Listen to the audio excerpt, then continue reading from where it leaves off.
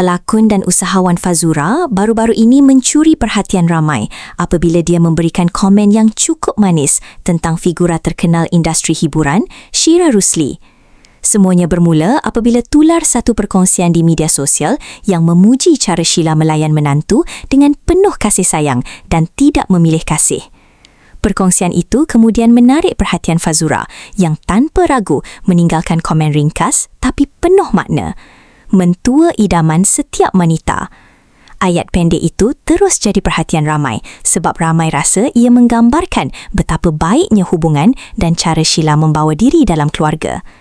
Sheila yang nampak komen tersebut turut membalas dengan penuh emosi. Dia mengakui dirinya sangat tersentuh dan hampir sebab membaca kata-kata itu. Alah, nak nangis sis. Terima kasih Faz. Dalam masa sama, dia turut mendoakan agar Fazura sentiasa dikurniakan kebahagiaan dalam hidup. Saya doakan Fazura bahagia dunia dan akhirat. Amin. Sebelum ini, tular satu hantaran di media sosial yang memuji sikap Sheila yang dikatakan sentiasa adil dan penyayang terhadap menantu tanpa mengira status atau keadaan. Perkongsian kecil seperti ini sebenarnya memberi satu gambaran bahawa dalam dunia hiburan yang sering dipenuhi kontroversi, masih ada momen hangat dan hubungan yang penuh kasih sayang.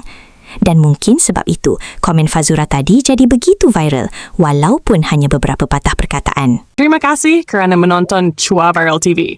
Jangan lupa like, komen dan subscribe untuk terus dapatkan update terkini tentang dunia hiburan Malaysia. Jumpa lagi di video seterusnya. Stay tuned untuk lebih banyak kisah sensasi.